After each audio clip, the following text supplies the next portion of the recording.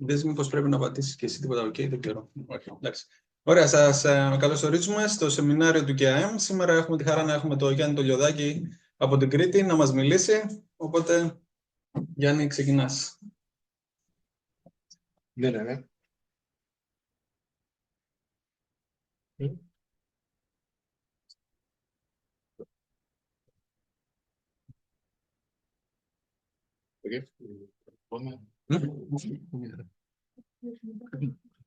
Okay.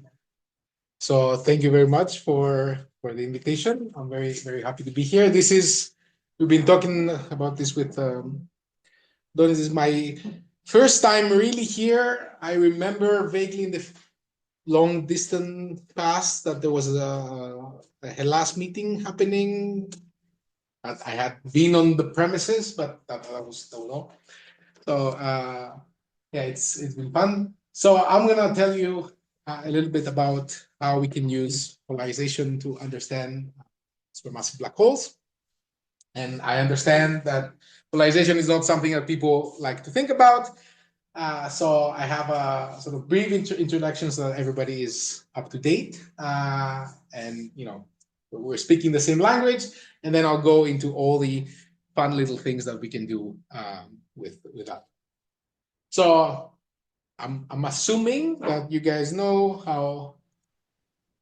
Oh, this is not working, but can I look to here? It was working perfectly until right now.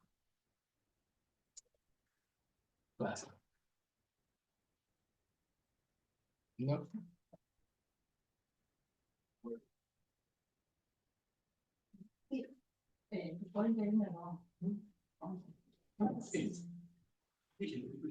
Ναι, πήγε και δούλευε μέχρι τώρα.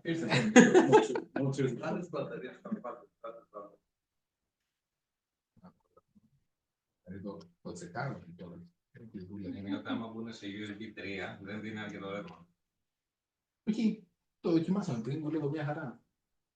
Τι έπαθε τώρα, ο Θεός κοιμήθηκε.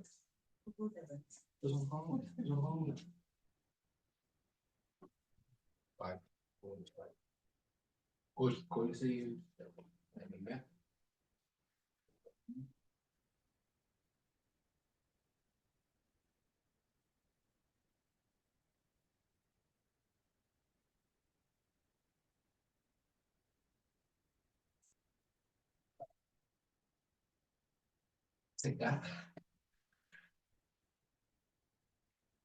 Okay, that's it. Problem fixed. So, you should know that light is a collection of electromagnetic waves that have different random orientations. So in our labs here on Earth, we can just put a filter through and in front of our light source and let only one direction go through, and that will give rise to what we call polarized light. And of course, this has a lot of different applications that you're very well familiar with, like sunglasses and camera lenses that let us get a much sharper image, right? Nature does polarize light in two different ways. It's either going to be magnetic fields or geometry. So in terms of magnetic fields, we have what's called non-thermal processes. There are a few of them out there, but what you most likely encounter is synchrotron radiation. So particles flow along magnetic field lines that gives them a preferred direction of emission, and that gives rise to polarized. And as you can see, there is a lot of different very interesting astrophysical systems that make synchrotron light. In terms of geometry, we have some form of scattering. So you have a plane where all the scattering is happening, and then that also gives rise to polarized light. And again, many different forms of scattering out there. What you probably encounter most is Thomson scattering. And you can use that to study anything from asteroids and exoplanets to supermassive black holes and their accretion. Now, the way we measure polarized light is using what we call the Stokes parameters. This is just a mathematical representation of the intensity of light in different directions. So we have the standard formalism is this I, Q, U, and V, where I is the total intensity, Q and U describe the linear component of the polarization, and V is the circular.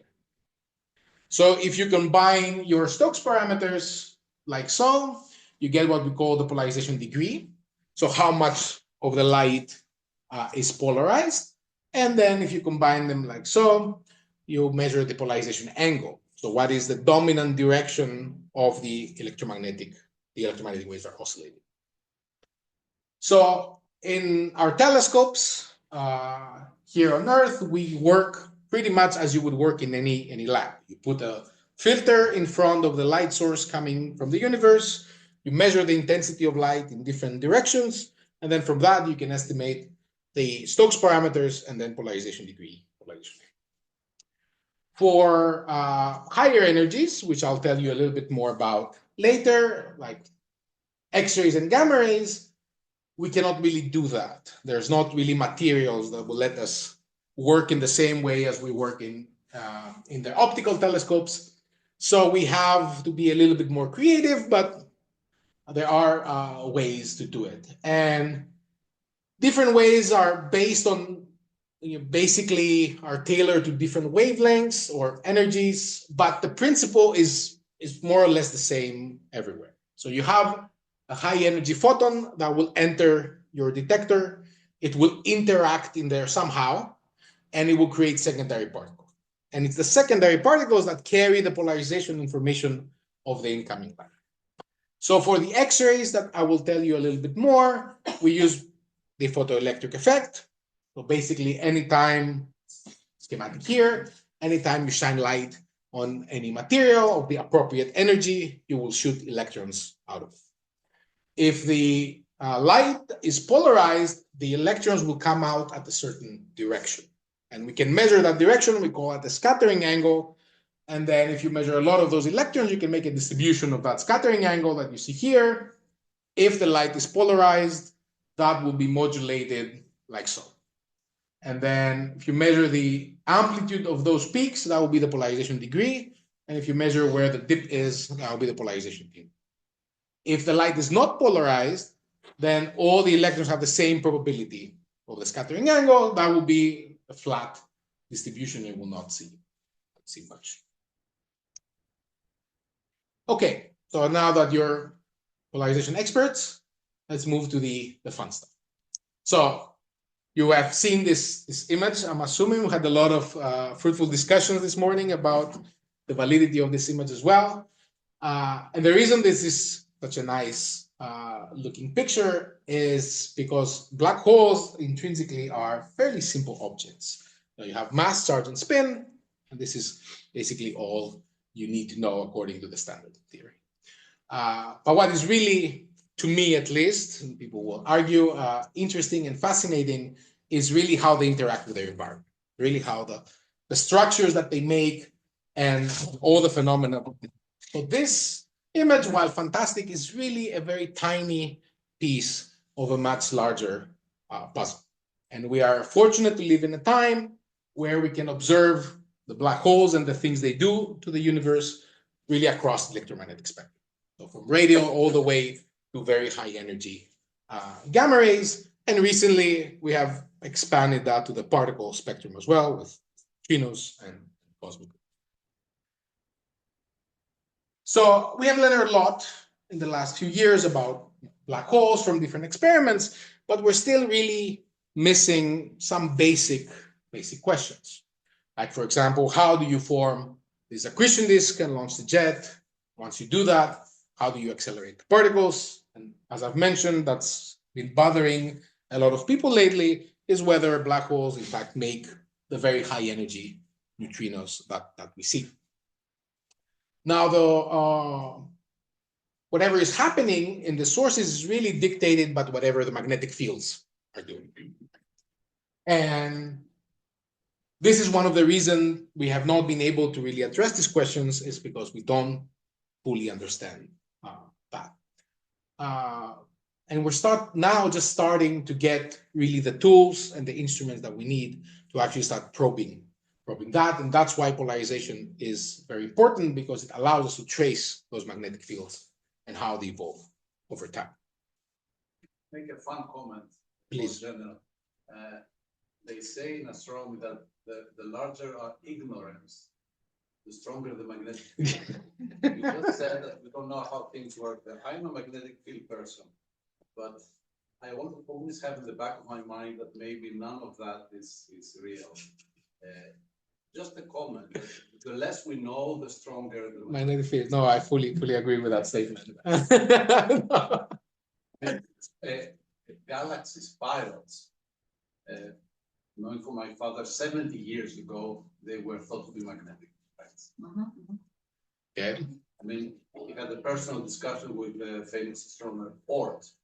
He told him, "Don't worry, this all that is magnetic." Back in 1950, in the 50s. Okay. No. We still, yeah. I think not a lot has changed since then about the perception of the magnetic field. Well, I'll get to more details on that. Don't worry. But yeah. So I thought I'll give you a couple of examples on the progress we've made on that front, looking both at transient and steady state black hole systems. And I will start with the transient ones and what we call tidal disruption events. This is when you have star come very close to a black hole, and the black hole will grab it, destroy it, and in the process will consume its gas. But while doing so, we'll see accretion disk forming, and sometimes we'll also see jets being launched. It's not very common, but we have cases of jetted TDEs. So in the sort of standard picture, I mean, what we know today as TDEs comes really from Reese in 1988, although the idea that you will destroy stars and fuel black holes has been around a bit longer. But after the sort of prediction that you will basically get half of the gas roughly to go to the black hole, the other half will escape, you have a super Eddington accretion event that will be very bright in X-rays. And indeed, just a few years later, Rosat, which was the old Sky Survey X-ray telescope of the time, found the first tidal disruption events. We think now they're happening about at a rate of 10 to the -5 per year per galaxy, but this has been a little bit uncertain and disputed. Does the tidal disruption radius depend on the mass of the black hole? Yes. So we don't basically. It doesn't. It depends. Our ability to see the event depends on that sense. So if the event horizon is big enough, the disruption will happen inside. So the star will be just going whole, and then and then it will be disrupted inside the event horizon. We don't see anything. We don't see anything. Yes. So this is for a 1 million solar mass black hole. This 10 RS that you have there. Yeah, that was the original was basically done for the Sagittarius A star. So it was 10 to the 6 solar mass black hole. You can push it, I think, up to 10 to the 8 if there's a spinning black hole and you have a little bit more massive star. But usually, at least, there's a bias here in how well we can constrain the black hole masses in different systems that are not, nearby. But typically, all the events we know are at the 10 to the 6, 10 to the 7 black hole mass range. So M87, you don't expect to see tidal disruptions. I think that's more than 10 to the 10 to the 9. No. I think even for giant red giants, you will not see. But take that with a grain of salt. I've not really done the math, but yeah, usually we don't expect anything above 10 to the 8. Well, bringing that point, this is one of the reasons why this is very interesting, because you really get to probe sort of the very faint black hole mass population. Right? That you can sort of light up black holes in the 10 to the 4, 10 to the 6, range that will otherwise be very faint for us to see. That's why people have been really excited about this event. Now, this canonical picture has in fact been challenged recently, and the reason is that now we have all sky surveys in the optical.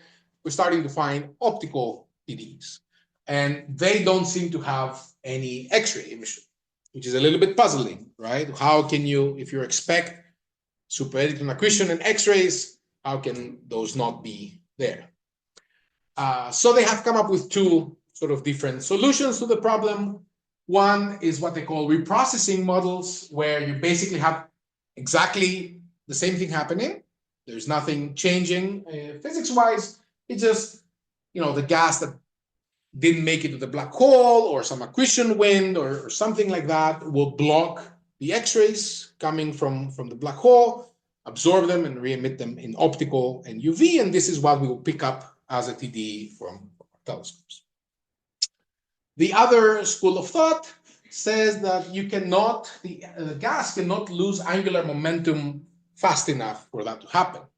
So instead, as the stellar stream moves around the black hole, it will start colliding with itself, and where it does, it will form shocks in basically the pericenter and the apocenter of the orbit, and it's the shocks that make the optical light. And over time, they will circularize the flow into an accretion disk, and then you will see what you expect to see. Now, in total light, both of those scenarios pretty much give you exactly the same behavior. But in polarized light, they should be very different. Because if you have spherically symmetric looking things, you don't have polarization. And you just cancel out every signal. Whereas when you have shocks, you have compression, you have ordered things popping up, you would expect something to be more polarized, and you can expect to see more variability in your polarization than the simple sort of reprocessing screen. You have just one screen, nothing really changes over time. So a few years ago, we observed a TDE called AT2020 MOT. So 2020 just gives you the year it happened, and these are just random letters they assign to it so you have multiple events happening. So here you see basically the top panel is the brightness, so how the event evolves over time. This is pretty standard for TDEs, where you just have a rise, you reach a peak, and then there is a steady decline over time. And the middle panel is the polarization degree, and the bottom the polarization angle. So in all the metrics that you can look for, this appears to be a very standard optical TDE like anything else. It's the polarization properties that are fairly extraordinary. So as you can see, there is variability. So we see polarization degree go up and down, we see polarization angle changing, but we also see a very high degree of polarization, about 25%. This is very hard to do with any of the simple scattering or accretion disk models. So already this is telling us that most likely looking at some scenario more akin to the tidal shocks. But as I was explaining and trying to motivate this morning discussions, we don't really have any simulations to tell us what we expect, right? The literature has very little simulation, even including magnetic fields, let alone having any polarization or how the magnetic field will evolve over time. So how do we really test that? So one thing you can do is try to match sort of the time scales that you see. Please. Just a question. I don't know how you get this data. Why is the first half of the bottom panels not populated by data? Like, can you not? Don't you have the polarization estimates? No, the problem is that we don't have any polarization estimates there. The main problem we're facing with this is general transient science case is that the all-sky surveys will detect something, and they detect several tens of transients per day, and then somebody has to go to the telescope and get a spectrum of each of those transients. So the way this is more of a technical let's say problem is that people in the algorithms you prioritize the fast transients, right? TDs are not fast. They take over a few months, whereas GRBs take a day, supernovae take a few days. So then basically right about here is where somebody took a spectrum and sent an alert saying, oh, this is a TDE, you guys go observe. No. This is completely technical that, we did not know up until then that this is a TDE. And, after that, we got what we could. This is the new time. This is MJD. So these are days. So basically, this is about 40 days till the peak, give or take. So usually all the TDs are unfortunately classified around the peak. So it's rare that we have things classified before. People are trying to change that, but still we're kind of far behind. So these data are pretty much 20 days apart each, just to give you a rough scale of that. So we have to look at the time scales, right? So if you assume you entertain the idea that these are tidal shocks, you can use sort of the luminosity of the event to estimate the black hole mass and the mass of the star, which took part in this disruption, which, as we were talking about earlier, is very close actually to Sagittarius A star and the sun, right? So it's nearby. So then one very sort of characteristic time scale of these tidal shock models is what they call the orbital time scale of the most bound material. So how long it takes to do one circle around the black hole. And you expect that the peak will be about 1.5 that time scale, which is the black line you see here. And that seems to match. So kind of so far, so good. So what we think what's happening here is that the disruption happens somewhere around there. The star is destroyed, it starts moving around the black hole. As soon as it moves through the pericenter, it forms the first shock. That shock is responsible for all, at least according to the simulations, all the rising phase of the event up until the peak. At the peak, it has made a full circle around, has collided with itself on the other side, and formed two more shocks. This is what they call the outer shock, or the apocenter shocks. And these are weak shocks to begin with, but they grow stronger over time. And then at some point, we expect them to be sort of the dominant emission component in the system. And a few times that orbital time scale, the gas has circularized a bit, and the pericenter shock has sort of faded away. And after that, you expect to see some accretion disk emission fully formed. So when we observed the first time, we think at least that we were looking at the first shock. And then sometime between the first and the second observation is when the outer shock became the dominant emission component. And we see that in the polarization angle changing. What's the first shock? What happens when there's a shock there? So the whole stream is basically, they call it spaghettified. And then because the system is, at least in the standard system, is going through apsidial precession, you have the twisting of the stellar streams and collide with themselves when, things get the narrowest, basically. It's a shock in this direction. Becoming narrower. Yes, so the stream will come down like this. Yeah, will intersect there because it gets compressed as it moves through the pericenter. That is the amazing. The other ones is just because it collides with a stream. Yeah, so that is the main. So as I was saying, we see the polarization angle changing, and that is telling us that we're, the whole emission changed a bit. And after that point, we expect that the outer shocks will still be the dominant emission component until the accretion disk is fully formed.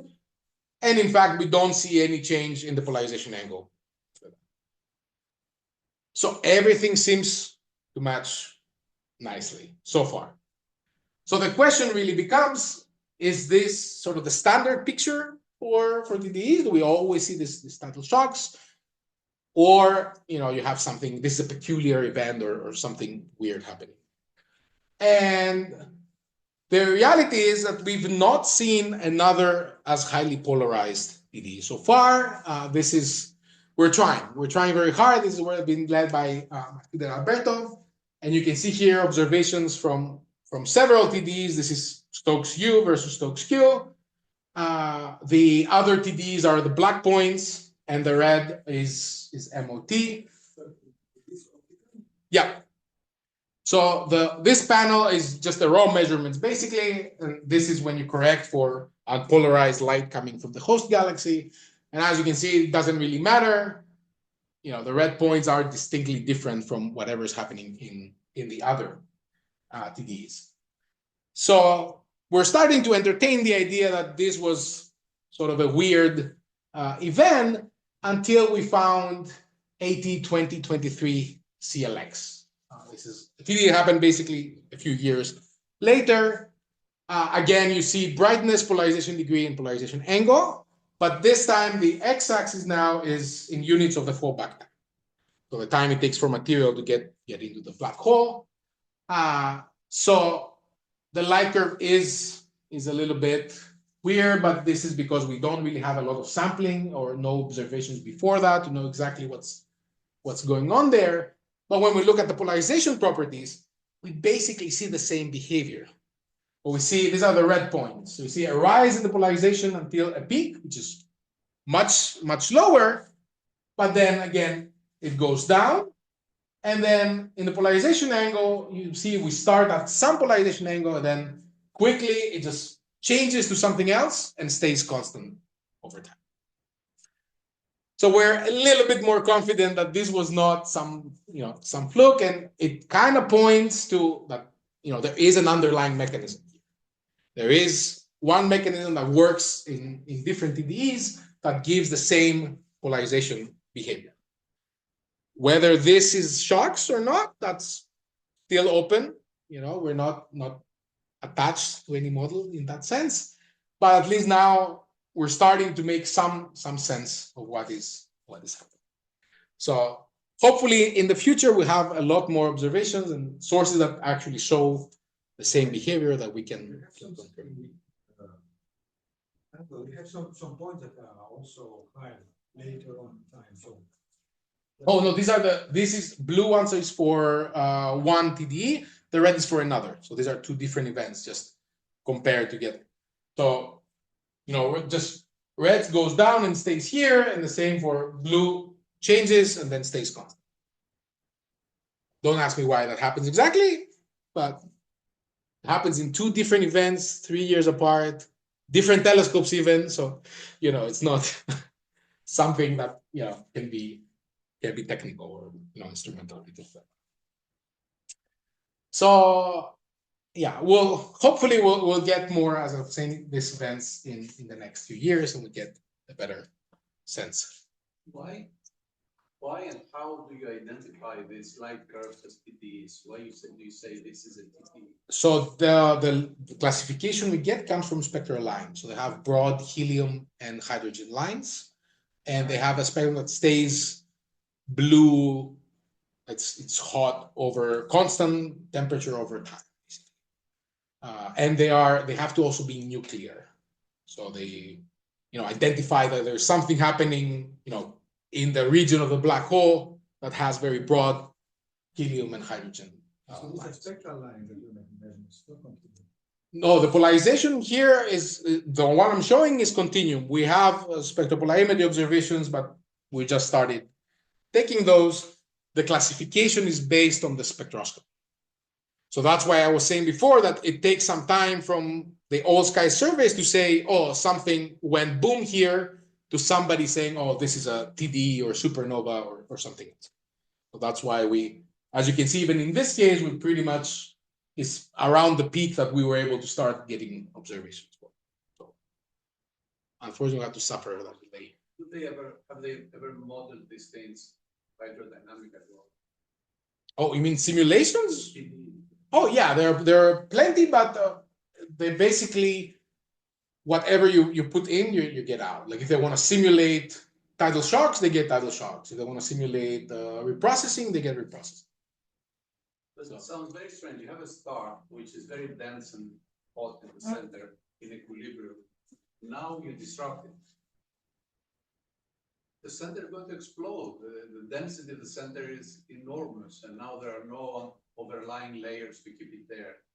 It sounds strange that the lines will be the same. It's not an incompressible fluid like in disrupted planet. I mean, the same material. Now you bring the center out upwards. It's going to be a mess. Well, it's not that it has the same lines all along. So, I mean, if you saw from the earlier simulation, basically it gets very elongated, or at least that's what thing happens in the core, and that then it breaks apart, sort of. But I've been asking others to simulate things. I'm halfway convincing you, I think, maybe. Anyway, so moving now to the steady black hole systems, so that we understand those better, but okay. And now we don't have the single star that we were talking about coming in, but you have sort of a constant stream of gas.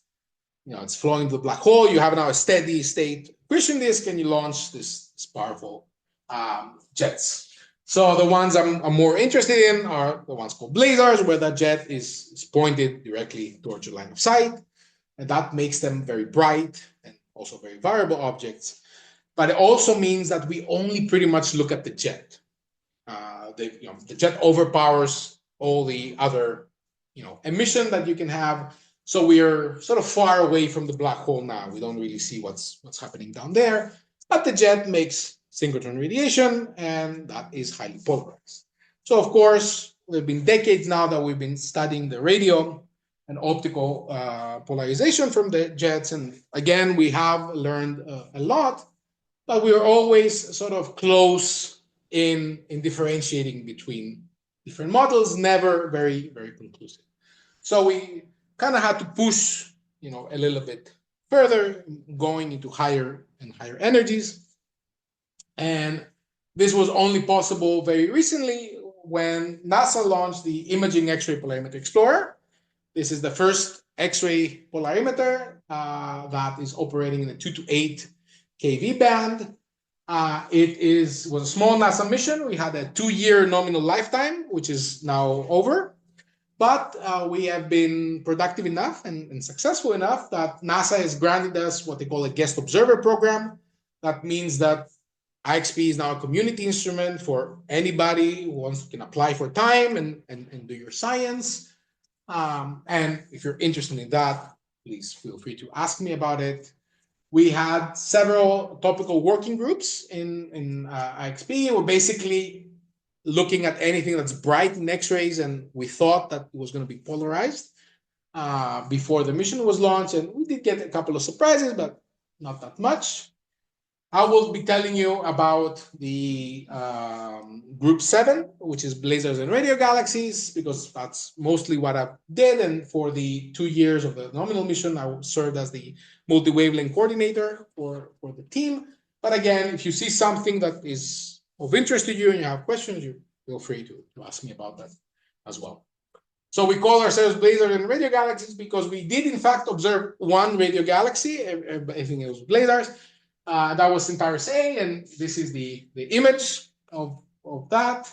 I know it's not impressive, but it's the only source that we can actually see the jet, which is what you see here. For blazars, we basically just see sort of the black spot in the core. We don't really get to see much else. So in the 2 years that we had to do the science, we had to be very specific in what we want to do. And we chose to focus on 2 key science questions. One is, how do you accelerate the particles in the jet? And the other is, what is the origin of the high energy emission? That is basically X-rays and gamma rays. And through that, we wanted to probe a little bit what is the composition of the jet. So what makes up the plasma in the jet? And this is also related to their multimessenger emission, where I'll be telling you about neutrinos. So with that, we can address a few very interesting questions. So let's start with the first one, how particles are accelerated. Here we have sort of two main theories how that would happen. One is that you have shocks forming in the jet. These are either traveling down the jet or they're standing, or we call emission shocks in the jet flow. Or you can have magnetic reconnection regions. This is where you just smash magnetic field line together. Those will break apart, reconnect, and if you have particles in the region where that happens, you can give them a big boost in energy. So the first observation we had was from a source called Markarian 501. And of course, we didn't just let IXP observe alone. We had several telescopes in radio and optical measure the polarization at the same time. And you can see here how sort of the polarization degree changes as a function of frequency. And we see this near exponential rise of the polarization as you go from radio to optical to X-rays. And we also saw that the polarization angles were all sort of aligned with each other and aligned with the direction of the jet. So that can basically happen if you have shock somewhere that will accelerate particles and then affect them down the jet. So the electrons will get a boost in energy, move down the jet, start to cool down, and they start to make lower and lower energy radiation. And by the time they reach optical, where we can measure the polarization again, they are sort of far down the jet. They see much larger volume of it. They see more tangled magnetic field, and that drops the polarization degree as you move away from the acceleration region. So this is what we came to call the energy stratified picture, which we had actually predicted from optical observations at the Skinekas Observatory in Robo a few years ago, where basically it doesn't really matter what type of blazar you're looking at or what wavelength. If you're looking, at the acceleration region or not, really, dictates the polarization that you see.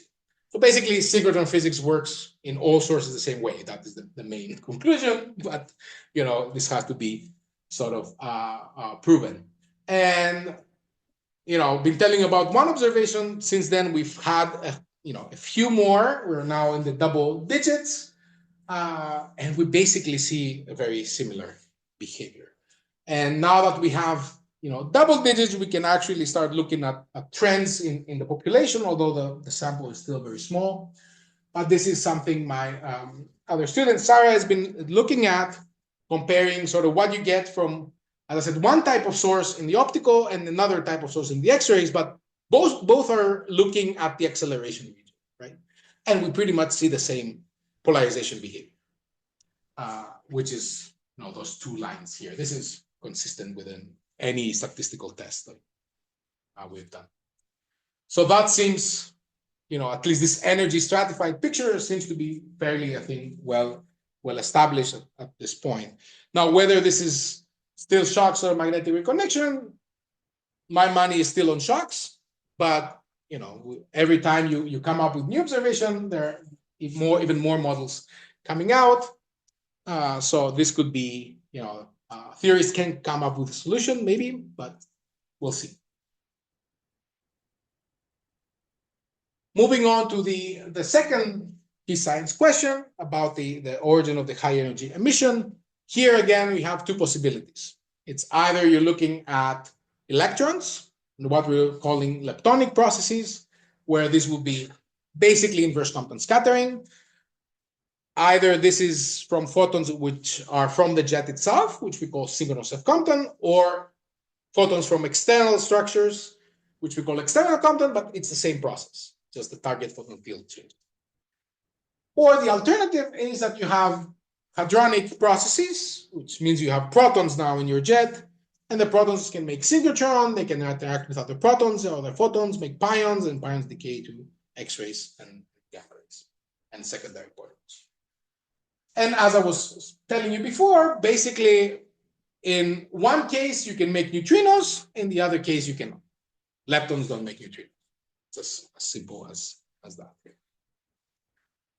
So we now have a few different models of what we expect for the polarization at X-rays and gamma rays would look like, at least compared to optical observations, which we typically use as the benchmark. There are, of course, differences between the different models, the assumptions you make, the setup, all of these things, but we generally all will agree on that if you're looking at sort of leptonic processes, then the polarization will be low. If it's Siegel-Joseph Compton, you expect to be roughly 30% of the seed photon population. So for X-rays, that will probably be millimeter radio. Whatever you have there, you divide by 3, that's what you expect to see.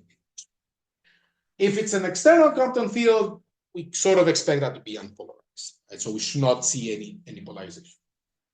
On the other hand, if you have protons, those, if you're in flares or what they call the single zone approximation, then we expect that to be close to what we see in the optical. Or if you're in a more energy stratified case, or this have a more extended distribution in the jet, then you expect that to be closer to the radio. That's just as a rough idea to have in mind. So we had several attempts to figure out this problem. As you can see, all the phone numbers there.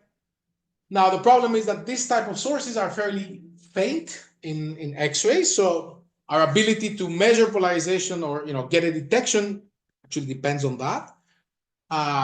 And they're also not, they are polarized in the optical, but not always. So typically we were getting, we're not detecting any polarization, but you get an upper limit of 10–15%. When your optical polarization is about at that level, you cannot really differentiate between models, right? Everything is consistent with. So we were sort of ready to quit in a sense and let the different experiment come and solve this question, until the universe decided to throw us a bone. And in the very last observation of the nominal cycle, after that there was no going back. We were not observing again. We figured, okay, let's observe the ELAC, and what you see here happen. This is a pretty much giant flare in polarization. This polarization degree versus time. The X-ray, shaded area is the time that IXP was staring at the source. And while it was doing that, it went into this flare that went all the way up to 47.6%. This is not only the most polarized that BLAC has ever been observed, this is the most polarized blazar we have observed in the optical. That's the record, right? And it happened at the time of the observation. We did not plan this. We had no idea this was going to happen. Just universe was like, there you go. So the millimeter radio was also highish for radio standards, with about 10%. And despite all of this going on, we could not get a detection in X-rays. So our 3 sigma upper limit is 7.6%, which is, as you can see, lower than both the radio and the optical. So now that this really points to leptonic processes, and not, if it was hadronic processes, at least in the simple models, you would see as high polarization as you expect in the optic. At least something that it's in the radio, that would have been detected. So it seems to be electric. But we kind of wanted to drive the point a little bit further here. So we, actually bought the bullet, and we tried to do the modeling of, the full polarization and NCD modeling of the source. So here you see what the spectral energy distribution looks like. So just brightness versus frequency. And this bump is synchrotron. This bump is what we're trying to figure out, basically. So top is total light. The bottom is the polarization degree versus the frequency. And we have 4 different models. 2 of them are leptonic. 2 of them hadronic. The details of the leptonic models are not really that important, but what happens is that you start off highly polarized. These are the black dashed line and the red. And as soon as Compton scattering kicks in, the polarization drops rapidly, and then you can easily clear through the upper limit. For the hadronic models, one was a pure proton synchrotron model, right? And that is this dotted blue line, which basically gives you the same polarization as in the optical. And as you can see, there is a very big difference between the two, and that can be safely, excluded. But we had also a hybrid model. And this is where you have all the proton processes, but you also have signals of Compton from the electrons that make up this peak. And to our surprise, we can make that work. So it requires that all of the X-ray emission comes from electrons and signals of Compton. And that will drop the polarization enough that you go, you clear the upper limit. And then as soon as proton processes start to kick in, then it jumps right back up. But we don't have any measurement or any instrument that will measure polarization there. So we don't really know. So that can work. So there's still a little bit of hope for blazars and neutrinos and protons being there. So hopefully in the next few years, we will have this basically MEV or GV polarimeter that will help us solve this. We're good. So then just to summarize, I hope I convinced you how polarization can be very cool and a very unique tool to figure out processes in the universe. For the transient system, we think at least all this evidence so far suggests that we're looking at this tidal shocks in the early process of accretion disk forming.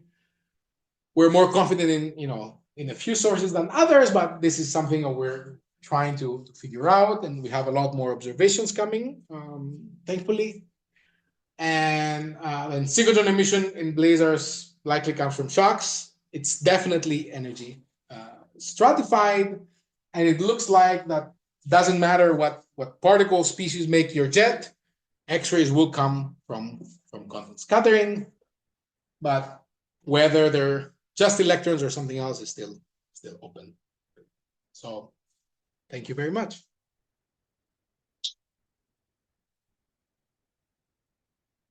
Thank you very much for the interesting talk. Any questions?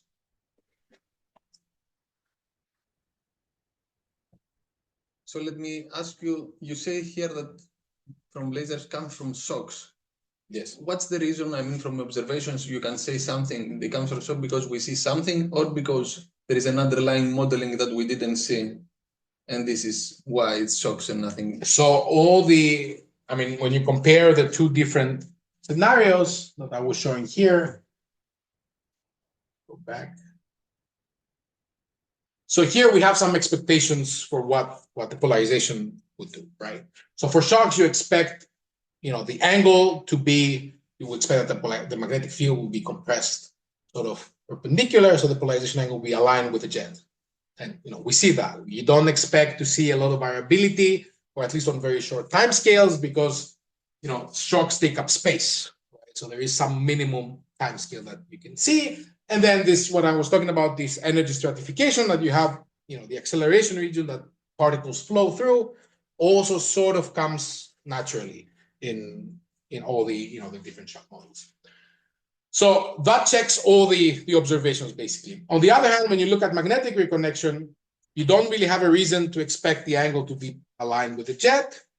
If anything, you would expect the magnetic field to be sheared along the jet.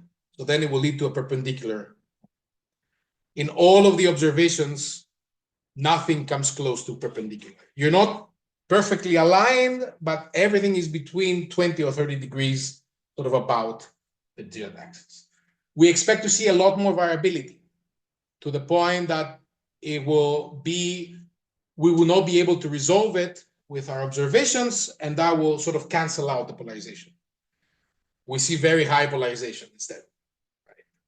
So basically nothing in what we expect from magnetic reconnection checks the boxes. The new sort of theories suggest that you can make this energy stratification. So there are now people, I've not seen simulations yet, but through discussions, people are claiming that I can do this energy stratification in my simulations. Okay, fine, but the rest are still not there. So I've still not seen a simulation that will, reproduce. Now there are other models that don't involve shocks. It's just a geometric, and you have a magnetic field in the conical jet and some flow. So there are now that you give data to the people, theories come up. So like I said, it's not. I'm in favor of the shocks because I think that's unavoidable in some sense, right? But there could be something else happening. You ruled out magnetic reconnection, I think, too quickly. This is turbulent magnetic reconnection, what Maria Petropoulou and her colleagues talk about. The picture that you're showing, this Marshall cartoon there, in all of, at least Antonis' simulation, what we understand about magnetic acceleration, there is a strong current at the edge of this jet, of this funnel. This is the return current from the jet. It's a strong region for reconnection. Nobody has put that in the calculation. So there is a strong current shift which breaks into, Antonis calls it plasmoids. So the structure, the organized structure, where magnetic reconnection on one hand works and accelerates particles, and on the second hand gives you polarization along the axis of the jet, exists there. And I do not understand why nobody considers that region. It is the main element of all numerical simulations of magnetically accelerated jets. There is a big current structure that returns at the edge of this. And nobody doing these calculations seems to be aware of it. We keep saying that again and again to these people. Nobody listens. The only reconnection they talk about is turbulent reconnection. Okay, that has no polarization. But the jet is a structured entity. It has a large-scale magnetic structure, a large-scale current that returns from the edge of it. It's a funnel. There are strong current shifts at the edge, and there is strong polarization expected from this current shift. So you shouldn't rule out so quickly magnetic reconnection. Well, we work with what we have, right? So I'll be very happy to be proven wrong. What you have are at least more than about 2 decades of MHD simulations of jets. Do they include polarization? Do we have? I'm sure they have done. I'm sure McKinney has done polarization. McKinney and Blandford, they have done. Yes, McKinney and Blandford, they have done polarization of how the jet looks like from different angles from their simulations. There is a seminal paper doing the polarization from exactly this structure period. Okay. I think McKinney and Blandford. I will look it up then. Yannis put all his money on shocks, he said, so he will lose his money. I can lose my money. I don't care. It's not a. Makes perfect sense. Don't take me wrong. You shouldn't be quick to eliminate this other. I'm not saying if shocks are wrong. No. Like I said in the TD part, I'm not married to any model. I don't care. I would be allowed to be proven wrong. From what we had, based on the polarization simulation specifically, I've missed that paper completely. I've not seen it. But from what we had available, the shocks would tick the marks, but magnetic reconnection would not. That was the. But yeah, I don't care. Any more questions from the audience here? There was a raised hand. Yes, Yanni, Mr. Liz, go Yeah. on. Yeah, hello. I have a couple of questions for the 2 TDEs of 2020, 2023. So in both cases, you see this rise of the polarization degree after the peak. This is what you said for the second, when the second weak shock develops. Is this correct? Yes. So this is. So you don't expect polarization in the first shock, or You expect sort of based on, again, don't have simulation based on sort of the heating rates of the different shocks. You expect the outer shocks to contribute a lot more to the emission than the pericenter shock, which should be fading away as the stream circularizes. So as that opens up a little bit from the the compression there, it should be becoming less and less relevant. yeah. And the second, well, actually, it's a comment is in the 2023 one. Actually, well, it's only one observation though, but this change of the polarization angle from 0 to -80 is suspiciously close to the optically thick to thin change of the polarization angle.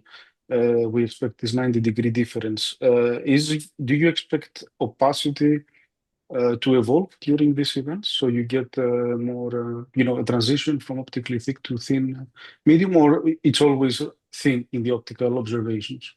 So, I mean, typically it's optically thin. Yeah. This is a very good question. We don't know exactly, how much is the intrinsic sort of absorption that we have in the systems, but these are typically, for us to see the flares, you typically need that to be fairly unobscured. So this is back to a discussion I'll touch upon, that there are also a different type of TDEs that they find in the infrared.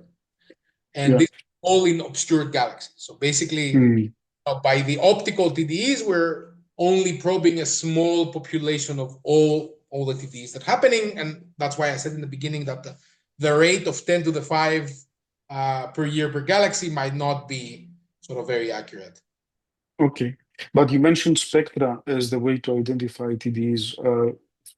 Is there the data contains spectra over time so that we can check a spectral evolution of the TDEs? So the classification from a single spectrum. Yes, sure. But are there data available over time so that someone can check the... Yeah. And there is a lot of evolution in spectral line. Yeah. Okay, thanks. Any more questions here or anywhere? Okay, so let's thank Ioannis again for being here with this talk. Thanks a lot. Thank you. Bye-bye. Bye-bye.